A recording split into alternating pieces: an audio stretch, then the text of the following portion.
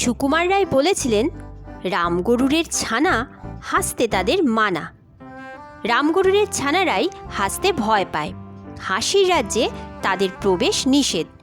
কিন্তু মানুষের রাজ্যের কথা আলাদা। এখানে কান্না আছে, দুঃখ আছে, কিন্তু হাসিও আছে। হাসতে মানুষ ভালোবাসে, হাসিতে মানুষ দুঃখ ভোলে। আবার নিজে হাসলেই তো হলো না, অপরকেও হাসানো চাই। আর যেখানে হাসির রাজা শিবরাম চক্রবর্তী রয়েছেন, সেখানে আমাদের হাসির অভাব কখনোই হবে না। নমস্কার শ্রোতা বন্ধুগণ, ভিন্ন স্বাদের গল্পের সমাহার চ্যানেলে আপনাদের সবাইকে স্বাগত জানাচ্ছি। আজকে আমি মজার এবং হাসির একটি গল্প নিয়ে আপনাদের সামনে চলে এসেছি। লেখক শিবরাম চক্রবর্তীর লেখা যে মজার গল্পটি আজকে পাঠ করে শোনাবো, গল্পটির নাম হচ্ছে জুজু। আশা করছি গল্পটি আপনাদের বেশ ভালো লাগবে। গল্প পাঠ ভালো লাগলে গল্পের শেষে অবশ্যই একটা লাইক করে দেবেন। আমার চ্যানেলটিকে সাবস্ক্রাইব করে আমার পাশে থাকবেন। তো চলুন শুরু করা যাক আজকের মজার গল্প পাঠ। এক বাঘের মুল্লুক থেকে আরেক বাঘের মুল্লুকে। হাজারিবাগ থেকে বাঘের হাট। হাজারিবাগে আমার সেজো মামার বাড়ি। তার ইলেকট্রিক্যাল গুডসের কারবার, সেই সঙ্গে ছোটোখাটো একটা কারখানাও ছিল তার। সেখানে বিদ্যুতের যন্ত্রপাতি, জিনিসপত্র মেরামত হতো। মোটরের যন্ত্রটন্তর, পাখা টাখা, হিটার মিটার এসব সারাতে জানতেন সেজো মামা। বিদ্যুতের যে কত রকমের কেরামতি তা এক মুখে ব্যক্ত করা যায় না। আমিও কিছু কিছু শিখছিলাম সেজো মামার কাছে। একদিন সেজো মামার মতোই ওস্তাদ হব এই রকম আশা মনে মনে পোষণ করছি। এমন সময়ে বাঘের হাট থেকে মেজো মামার তলব এলো। শিবুকে আমার কাছে পাঠিয়ে দে তো একবার। শুনছি ওর শরীরের নাকি তেমন উন্নতি হচ্ছে না। ভাবছি যে আমি একবার চেষ্টা করে দেখি না হয়। চিঠি পেয়ে সেজো মামা বললেন, যা তাহলে তোর ব্যায়ামবীর মেজো মামার কাছে, চেহারাটা বাগিয়ে তারপর আসিস আবার, কেমন? চেহারা বাগাতে চলে গেলাম বাঘের হাট। আমাকে দেখে মেজো মামা বললেন, ওমা, সেই রকমটা লিকলিকেই রয়েছিস যে, গায়ে পায়ে একটুও তো গত্তি লাগেনি, হাওয়ায় উঠছিস যে রে। জামাটা খোলতো দেখি একবার। জামা খুলতে আমার দারুণ আপত্তি। চানের সময় যে খুলতে হয় তাতেই যেন আমার মাথা কাটা যায়। জামা পরে চান করতে পারলে বাঁচি যেন। কাউকে গা দেখাতে হলেই তক্ষুনি সেখান থেকে আমি গায়েব। মামার কথাটা আমি গায়ে মাখি না, যেন কানেই যায়নি কথাটা। এমনিভাবে টিপ করে একটা প্রণাম ঠুকে দিই। হবে হবে, পরে হবে প্রণাম, আগে জামাটা খোল। বলে মেজো মামা নিজেই আমার কোটের বোতামগুলো খুলতে লাগলেন। খোলস খুলতেই আমার খোলতাই বেরিয়ে পড়ল। ও মা, এই চেহারা, গলার কণ্ঠা বেরোনো। উৎকণ্ঠায় আঁতকে ওঠেন মেজো মামা। হাড় পাঁজরা যে গুনা যাচ্ছে রে সব। দেখি কখানা। 1 2 3 4। আঙুল ঠুকে ঠুকে মেজো মামা আমার পাঁজরার অগণ্য হাড় গণনা করেন। যাক, এতেই হবে। এই তোকেই আমি বাঘেশ্রী বানিয়ে দেব। একবার যখন বাগে পেয়েছি দেখিস। মেজো মামা, আমার ওপর তোমার এত রাগ কিসের? ভয়ে ভয়ে বললাম। কেন, রাগের কথাটা কি হলো? বললে যে আমায় বাঘেশ্রী বানাবে। বাঘেশ্রী তো একটা রাগ রাগিনী। আমার গাইয়ে ছোটো মামার কাছ থেকে খবরটা আমার জানা ছিল। আহা, সে বাঘেশ্রী নয়, এ হচ্ছে আলাদা। বাঘেশ্রী মানে বাঘের হাটের স্ত্রী, ওরফে বাঘেশ্রী।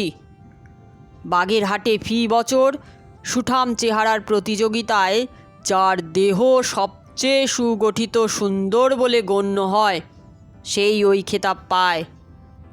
আসছে বছরের বাঘেশ্রী হচ্ছিস তুই। চ, এবার আমার ব্যায়ামগার দেখবি, চ। বলে তিনি উৎসাহ ভরে আমার পিঠে এক চাপড় মারলেন। তাঁর স্নেহের সেই চাপড়ানিতেই আমি 3 হাত ছিটকে গেলাম। এগিয়ে গেলাম অনেকটা ব্যায়ামগারের দিকেই। সেখানে গিয়ে দেখি ইলাহি ব্যাপার।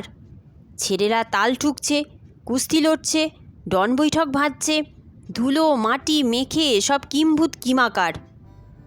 মুগুর ডাম্বেল বারবেলের ছড়াছড়ি। তারই একধারে একটা বৈদ্যুতিক ওজন যন্ত্রও রয়েছে। যন্ত্রটা আমার পরিচিত। সেজ মামাকে এমন যন্ত্র আমি সারাতে দেখেছি। আয়, তোর ওজনটা নি তো একবার। যন্ত্রটার দিকে মেজমামা আমায় আহ্বান করলেন। আজ নয় মেজমামা, তোমার এখানে খেয়ে দিয়ে ব্যায়াম ট্যায়াম করে ওজনটা একটু বাড়ুক আগে, তারপর। আমি বললাম। ছেলেদের শরীরগুলো দেখছিস? আঙুল দিয়ে দেখালেন মেজমামা। এখানে ব্যায়াম করে করে এমনি হয়েছে, আরও হবে, ভালো করে চেয়ে দেখ না। না দেখে উপায় নেই, না চাইতেই দেখা দেয় এমনি সব চেহারা। তারস্বরে নিজেদের ব্যায়াম বার্তা ঘোষণা করছে যেন। প্রত্যেকেরই দেহ বেশ সুগঠিত। তার মধ্যে একজনের বয়সে আমার চাইতে তেমন বড় হবে না হয়তো, কিন্তু চেহারায় আমার 3 গুণ। পেল্লায় চেহারার বলা যায়। নামেও প্রায় তার কাছাকাছি। মামার এক ডাকেই জানা গেল। পেল্লাদ, এদিকে এসো।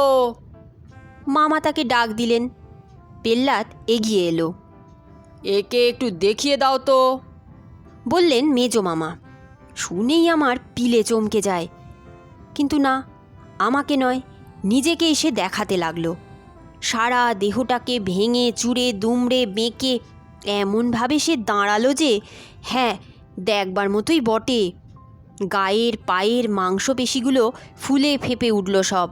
ইয়া হলো তার বুকের ছাতি। গলার কাছটায় যেন দলা পাকানো, এইসা হাতের কবজি। বক দেখানোর মতো হাতটা দুমড়েছে, আর তাইতেই তার বাহুর কাছটা 3 ডবল হয়ে এমনটা হয়েছে যে ভাষায় তার বর্ণনা করা যায় না। বাহুল্য মাত্র বলে, মানে বাহুর বাহুল্য এই বলেই প্রকাশ করতে হয়। এই হচ্ছে আমাদের বাগেশ্রী। আগামী নয়, আসন্ন। এ বছরের পাল্লায় একেই আমরা নামাবো। মেজমামা জানালেন। আর আসছে বছরের, মানে আমাদের আগামী বাগেশ্রী হচ্ছিস তুই। কথাটা কানে যেতেই পেল্লাদ এমন রোষ কষায়িত নেত্রে আমার দিকে তাকালো যে তা আমি জীবনে ভুলব না। পেল্লাদের চেহারায় যেন জল্লাদের রূপ দেখলাম। এ বছরে বাঘেশ্রীর সারা দেহে তো ফুটেছিলই, এবার যেন তার চোখের থেকেও বাঘের শ্রী ফেটে পড়তে লাগলো। বাঘের মতন হিংস্র দৃষ্টি দিয়ে সে দেখতে লাগলো আমায়। পেল্লাদ এবং তোমরা সকলেই শোনো। গলা খাঁকারি দিয়ে ঘোষণা করলেন মেজমামা। আজ থেকে এ মানে শিবু, আমার ভাগ্নে, এই হবে তোমাদের সর্দার। একে তোমরা শিবুদা বলে ডাকবে, ওরফে রামদাও বলতে পারো, যার যা খুশি। আর একে তোমরা আমার মতন মেনে চলবে, এবং এ যা বলবে মন দিয়ে পালন করবে সবাই, বুঝলে? এইভাবে বুঝিয়ে দিয়ে মেজমামা তো ব্যায়ামগার থেকে চলে গেলেন। আর মেজমামা সরে যেতেই পেল্লাদ ফোঁস করে উঠল সকলের আগে। হ্যাঁ, ওই রাম ফড়িংকে আমরা রামদা বলবো, ও তো এক ফুঁয়েই উড়ে যাবে আমার। ফড়িংদা বলে যদি ডাকি পেল্লাদা? জিজ্ঞেস করলো একটা বাচ্চা ছেলে। তা ডাকতে পারিস ইচ্ছে করলে, আমি ডাকবো ফড়িং বলে, শুদ্ধ ফড়িং, দাদা ফাদা বলতে পারবো না। ফরফর করে পেল্লাদ। আর ওই ফড়িংদা যদি আমার কাছে সর্দারি ফলাতে আসে, তাহলে এক গাঁটটায়, না গাঁটটা নয়, আমার এই আঙুলের এক টোকায় উড়িয়ে দেবো তোমায়, বুঝেছ রামফড়িং? বলে পেল্লাদ আকাশের গায়ে একটা টোকা মারল। আর পেল্লাদদের কাণ্ড দেখে ছেলেরা সব হেসে উঠল হি হি করে। হাসলো পেল্লাদও, চিহি হি হি করেই হাসলো সে এক অট্ট হাসি। পেল্লাদের আহ্লাদ দেখে আমি বাঁচি নে। কিন্তু মরণ বাচন সমস্যাটা দেখা দিল তার পর দিন।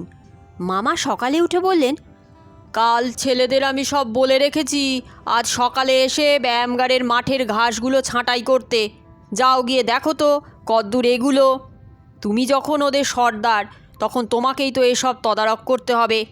কাজটা করিয়ে নাও গে ওদের দিয়ে। গিয়ে দেখি পেল্লাদকে নিয়ে জটলা পাকিয়ে মাঠে বসে ছেলেরা আড্ডা মারছে সবাই। আমি বললাম, এ কি, ঘাসের একটা ডগাও তো ছাঁটনি দেখছি, গল্প করছো সবাই বসে, এদিকে এতটা বেলা গড়িয়ে গেল, নাও চটপট গা হাত লাগাও তো সব।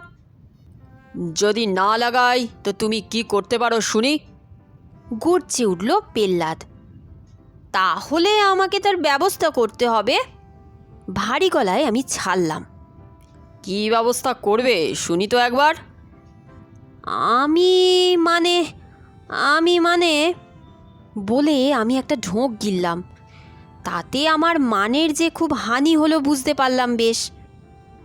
আমি বলছিলাম কি, আমতা আমতা করে বললাম, বৃথা আলস্যে কালাতিপাত না করে তোমরা নিজ নিজ কর্তব্যকর্মে লিপ্ত হও ভ্রাতৃবৃন্দ। এই কথাই বলছিলাম আমি। সাধু উদ্দেশ্য প্রণোদিত হয়েই আমার বলা, এইটে জানাবার জন্যই সাধু ভাষার ব্যবহার করতে হলো। যদি না লিপ্ত হই? ক্ষিপ্ত কণ্ঠে বলল পেল্লাদ। মার মূর্তি ধরে আমার সামনে খাড়া হলো সে। তাহলে তাহলে কি তুমি আমায় মারবে নাকি? না না, সে কথা কি আমি বলেছি? তোমার মতো ছেলেকে কি আমি কখনো মারতে পারি, হাত তুলতে পারি তোমার গায়ে? যথাসাধ্য আত্মমর্যাদা বজায় রেখে বলি, তবে আমি বলছি কি, তোমরা যদি চটপট ঘাস ছাঁটতে না লাগো তাহলে ভীষণ প্যাঁচে পড়বে। কিসের প্যাঁচ? প্যাঁচার মতো মুখ করে সে শুধায়। জুজুৎসুর এমন প্যাঁচ কষে দেব যে 1 মিনিটের মধ্যে হাড়গোড় ভাঙা হয়ে যাবে তুমি। জুজুৎসু? আমার কথায় যেন একটু থ হয়ে গেল পেল্লাদ। সে আবার কি? কেন, জুজুৎসুর নাম কখনো শোনোনি নাকি? এক রকমের জাপানি কসরত। 100 গুণ গায়ের জোর বেশি এমন একটা পালোয়ানকে একরত্তি একটা জাপানি ছেলে 2টো আঙুলের কায়দায় একেবারে ঘায়েল করে দিতে পারে। শোনোনি নাকি কখনো? পেল্লাদের একটা সাগরেদ মাথা নেড়ে জানালো যে এমন কথা শুনেছে বটে। তুমি জানো জুজুৎসু? জিজ্ঞেস করল পেল্লাদ সন্দিগ্ধ কণ্ঠে। জানি কিনা টের পাবে এই দণ্ডেই, কিন্তু ভগবান না করুন যেন আমায় তা না জানাতে হয়। এর আগে একটা গুন্ডা ছুরি নিয়ে আমায় তাড়া করেছিল, তাকে আমি ওই প্যাঁচে ফেলেছিলাম। বেচারাকে পাক্কা 6 মাস হাসপাতালে কাটাতে হলো। মারা যেতে যেতে বেঁচে গেল কোনো রকমে। তবে রে বেটা রামফড়িং, তুই আমাকে জুজুৎসুর প্যাঁচে ফেলবি? এই না বলে পেল্লাদ এক লাফে এগিয়ে এসে আমার ঘাড় ধরল। ঘাড়ের কাছটার কোটের কলার ধরে আমাকে উঁচু করে তুলল আকাশে। আমার প্যাঁচটা তবে দেখ তুই একবার। তোকে তুলে এসা এক আছাড় মারবো যে। বলে এসে কৃত্তিবাসী রামায়ণের থেকে সুর করে আওড়ালো, ভাঙিবে মাথার খুলি, চূর্ণ হবে হাড়। ত্রিশঙ্কুর মতোই আমার অবস্থা। ত্রিশূন্যে উঠে আমি হাত পা ছুটতে লাগলাম। ভালো ভালো হচ্ছে না কিন্তু এমনিভাবে আমাকে ঘাড় ধরে তোলা। আমি আঙুলের কায়দা দেখাতে পারছি না কি না, যদি একবার তোমায় আমার আঙুলের নাগালে পাই তো দেখতে পাবে মজাটা। তুই আমার মজা দেখাবি বটে রে বেটা রামফড়িং। বলে সে আমাকে নামিয়ে দিল মাটিতে। তার আগে এক ঘুষিতে তোর মাথাটা আমি চ্যাপটা করে দেবো, বসিয়ে দেবো তোর গলার ভেতর, কোটের কলারের তলায়, ঘাটটা সব সমেত। গন্ধ কাটার মতোই ঘুরে বেড়াবি তখন তুই। তোমাকে আমি সাবধান করে দিচ্ছি পেল্লাদ, আমার গলা ঘর ঘর করে। ফের যদি তুমি এরকম বেকায়দায় ফেলো আমায়, এরূপ বেয়াদুপি করো তো তোমাকে পরজন্মে গিয়ে পস্তাতে হবে। ভালো কথাই বলছি, খুব বেঁচে গেলে এ যাত্রায়। পেল্লাদ বলতে কি এবার একটু ভ্যাবাচাকা খেয়েছে।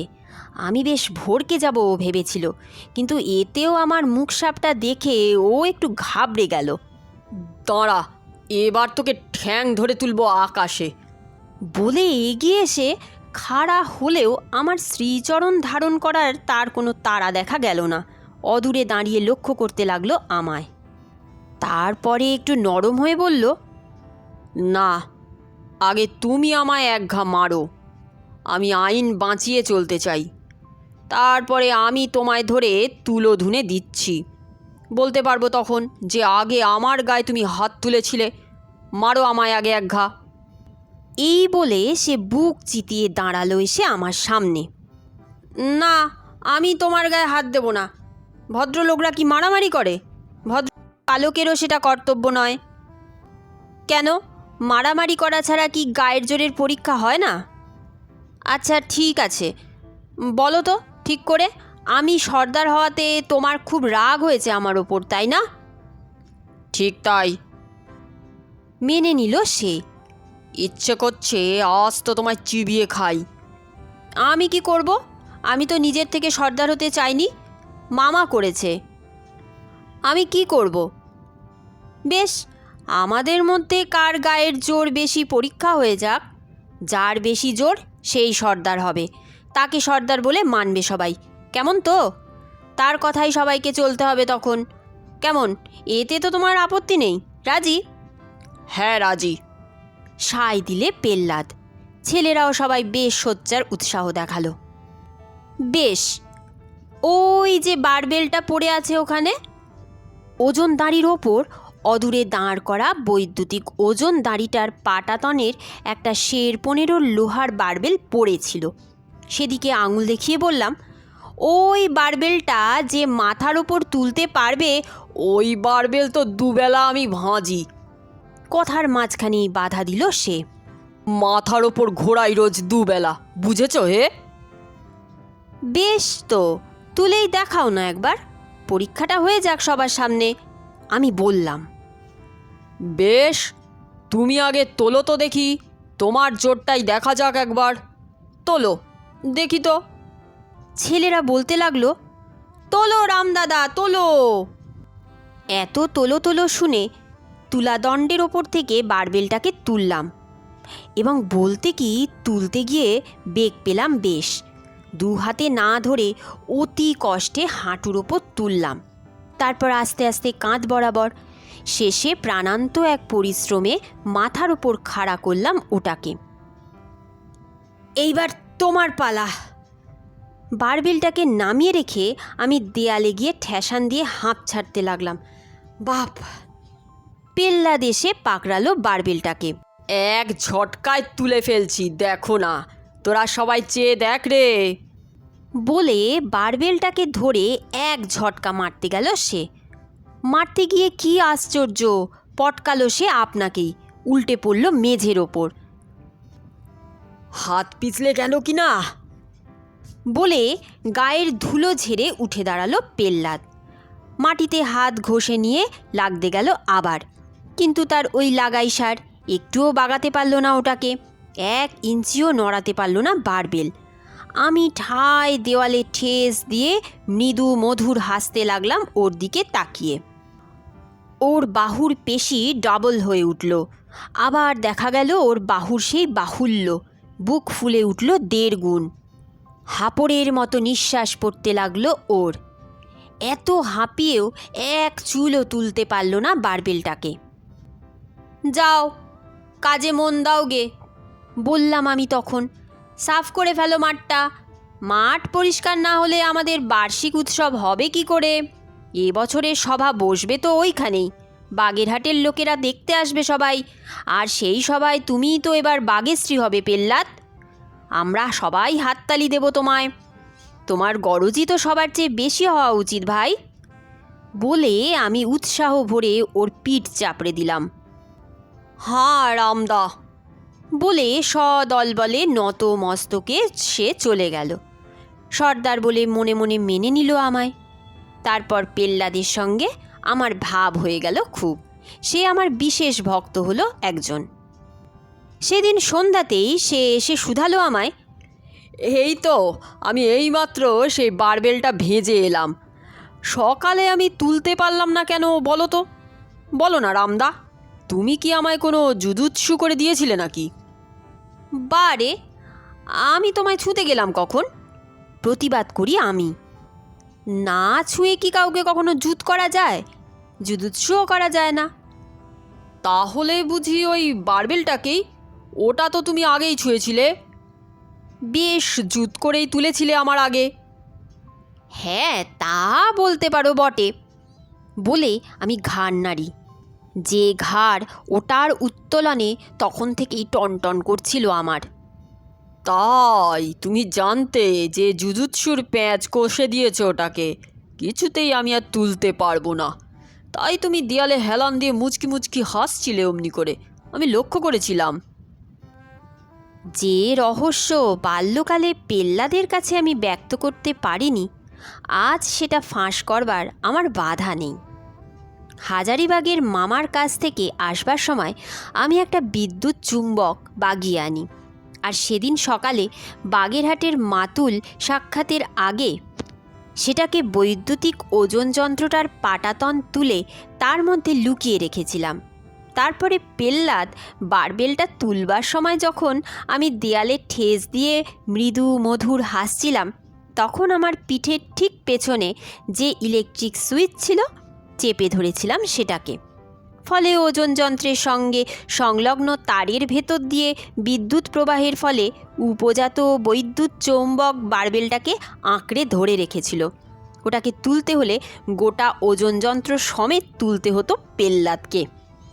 আমার বৈদ্যুতিক মামার দৌলতে এটা জানা ছিল আমার।